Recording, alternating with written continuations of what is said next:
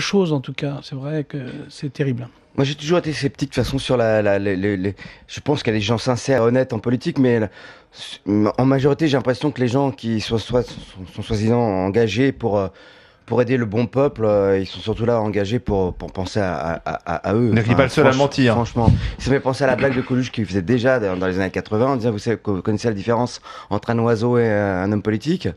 Bah, un oiseau, de temps en temps, il vole pas. Voilà. Oui, ah oui, Non mais c'est pour moi ça c'est clair. parce qu'aujourd'hui, il y a un sondage BFM TV CSA qui révèle que 55% des Français pensent que la classe politique est corrompue. Vous êtes pour que les hommes politiques révèlent leur patrimoine, qu'ils soient complètement transparents? Il y a des métiers en France où les gens on fait des enquêtes de moralité sur et pourquoi un homme politique il va être ministre? Ils font pas ça, mais je comprends pas. Je trouve ça absurde. Vous savez que pour avoir la carte de presse, il faut avoir un casier vierge vide. Casier judiciaire. Casier judiciaire vierge. Mais un homme politique ou un homme ministre, on lui demandera pas à savoir s'il a un casier judiciaire ou pas, je suis sûr.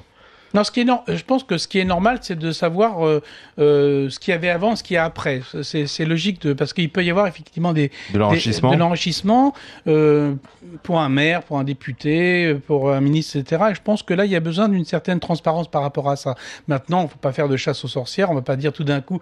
Moi, j'étais halluciné de voir tout d'un coup Fillon balancer ce qu'il avait, donc apparemment pas grand-chose, pour que Copé soit obligé de dire que lui voulait pas dire parce qu'il avait beaucoup. Enfin, on est dans des pièges de trucs comme ça. On va pas commencer à dire les riches ne doivent pas faire de politique, ils doivent tous être pauvres. Enfin, faut pas. Alors certains dénoncent ça. Quoi, attention, on est en train de faire les poubelles et c'est la République de la suspicion permanente. Ouais, et Claude Barthelone, d'ailleurs, ce matin, le président de l'Assemblée nationale a dit qu'il a demandé à Jean-Marc Ayrault, le Premier ministre, de revenir sur l'idée de publier le patrimoine des élus, des députés. Il dit que c'est pas une bonne chose. C'est ce qui se fait dans les pays scandinaves.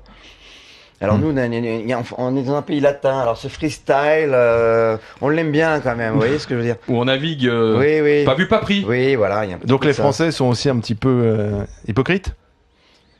Peut-être. C'est une autre culture, ils n'ont pas envie de dire ce qu'ils ont. C'est une culture différente. C'est vrai de la Norvège, la Suède, le Danemark, où là, tout est transparent. Bah oui. Il y a deux personnes, il y a quelques minutes, qui ont refusé de dire ce qu'ils ont, d'ailleurs, ce qu'ils gagnent.